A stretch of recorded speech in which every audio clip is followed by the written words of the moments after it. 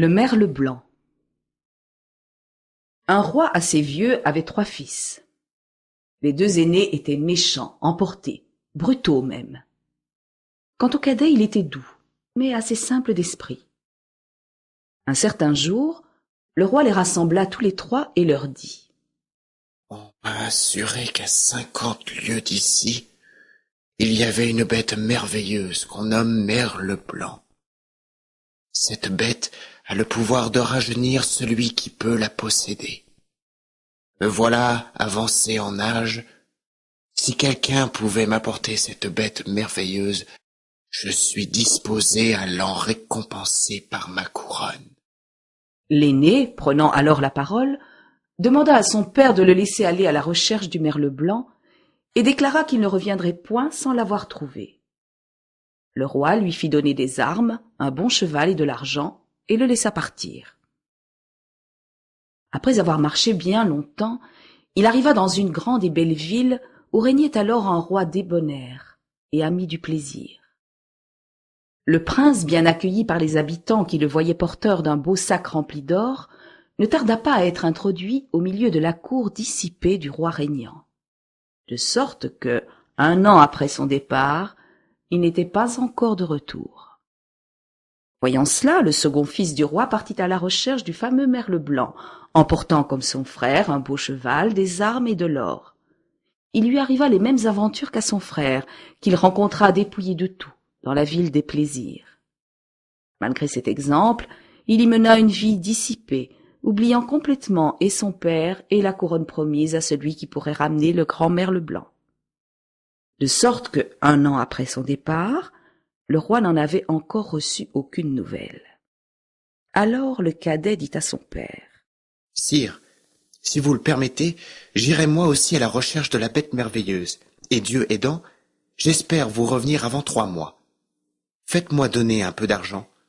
Je n'ai pas besoin d'armes et de cheval pour faire ce voyage. Après quelques difficultés, le roi laissa partir son dernier fils. 5 jours après avoir quitté le palais de son père, le prince traversait une forêt lorsqu'il entendit crier une bête. Courir dans cette direction et arriver auprès d'un renard pris au piège fut pour lui l'affaire d'un instant.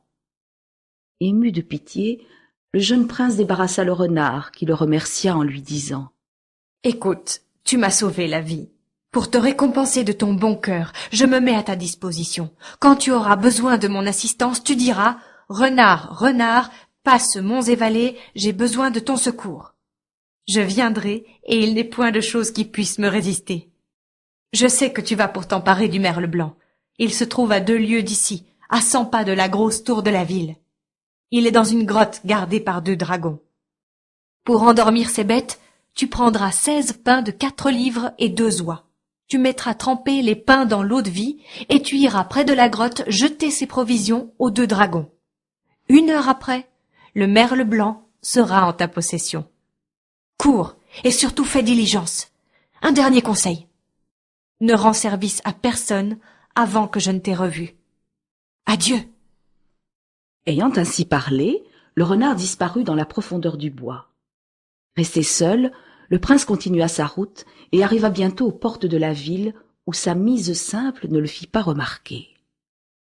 Ayant entendu le bruit de la trompette dans une rue voisine, il s'y rendit et vit une nombreuse populace entourant les officiers du roi qui annonçaient l'exécution pour le lendemain matin de 2 princes étrangers coupables de haute trahison. Le jeune homme eut la certitude qu'il s'agissait de ses 2 frères. Il alla chercher les pains, les oies et l'eau de vie qui lui étaient nécessaires, et partit pour rejoindre la grosse tour de la ville.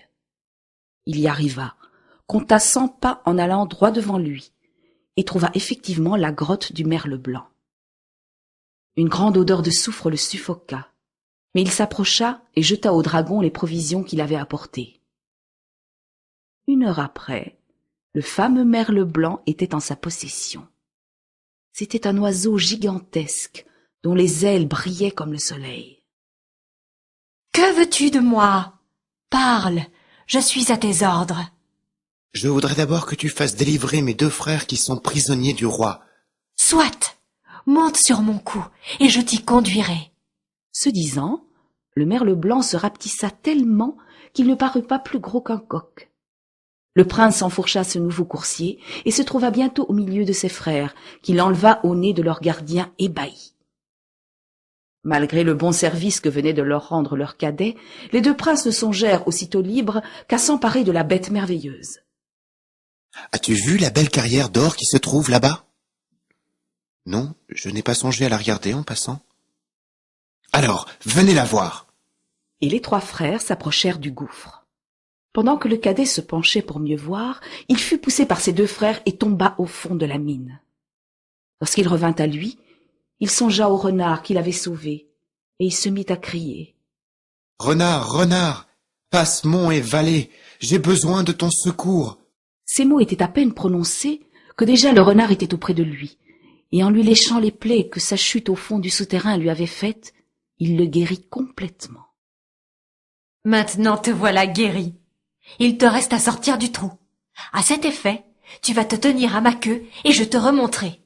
Ne t'avise pas de lâcher ma queue, car ce serait à recommencer. Tiens-toi bien, je monte !» Et le renard monta en l'air, traînant après lui le prince cramponné à sa queue. Le renard allait atteindre le bord du gouffre lorsque le prince, fatigué, lâcha le renard et retomba tout meurtri au fond du gouffre. Le renard revint trouver le jeune prince, le ranima et lui fit recommencer l'ascension du souterrain. Cette fois, le prince arriva en terre ferme. Après avoir remercié le renard des services qu'il lui avait rendus, le jeune prince s'en alla rejoindre le château de son père. Avant d'y arriver, il se vêtit d'un habit de garçon de ferme, se teignit le visage et vint demander au roi son père, qui ne le reconnut pas sous ses habits d'emprunt, de lui donner la garde du merle blanc que ses frères avaient rapporté comme leur conquête. Le roi accepta. Il apprit alors que le merle blanc avait déclaré au roi qu'il ne le rajeunirait pas si on ne lui amenait pas celui qui l'avait conquis.